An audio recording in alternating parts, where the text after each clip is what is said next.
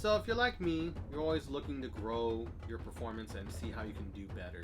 And I really do feel the concept in this video is one of the most important you'll ever learn and utilize in your magic. So with that said, let's roll that intro.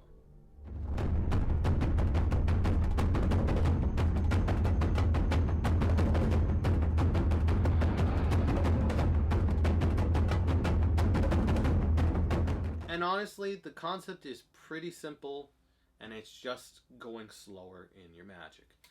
Like the previous video, I don't try to make it a rule, but more of a guideline, because there's context for when you want to go slower and speed up your effects. But overall, having the encouragement to slow down certain effects, to really emphasize moments or let the spectator catch up or really see everything that's going on, or try to add fairness to it, is just so important. Instead of having to rush through, hey, you see this card, okay, this card I'm going to take, I'm going to place inside the center, it's going to rise right to the top, like so. Instead of having to rush through an effect to feel like you won't get caught, I would encourage people to be able to want to go slower in your performance so you can really emphasize your moments. To me, and what I've seen, I've come to the conclusion that the more professional a performer is, the slower they are able to go, because the more confident they are in their effects.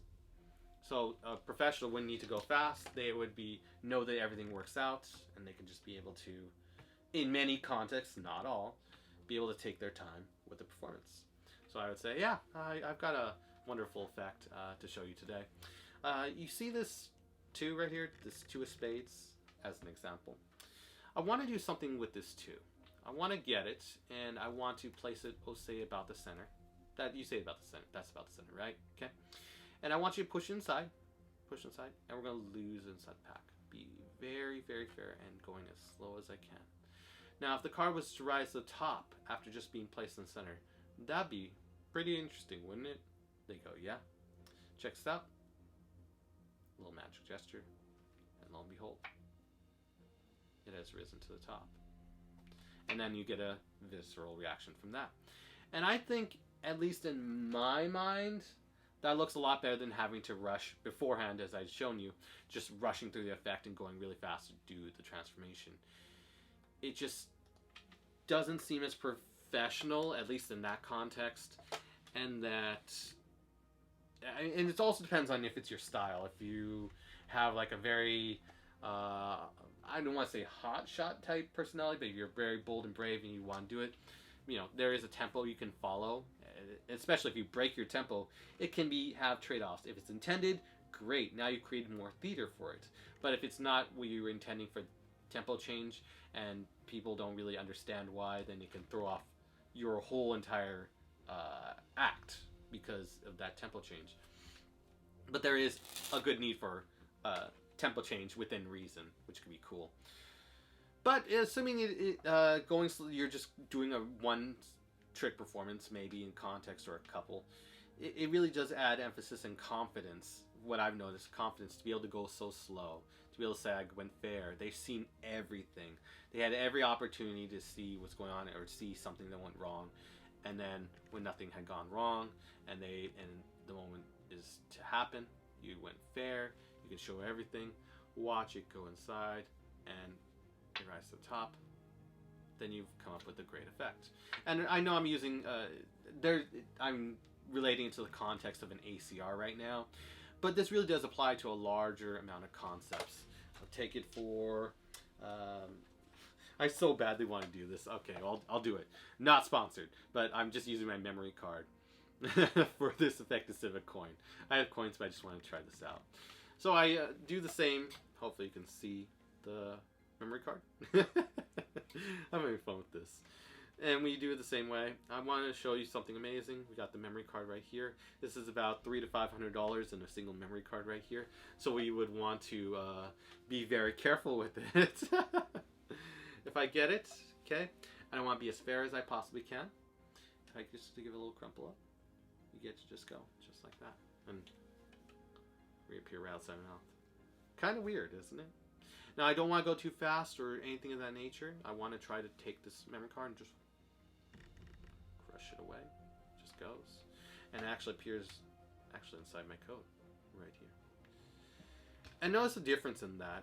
There's a tempo change, there's everything, and you can add a lot of visual fairness by going slower.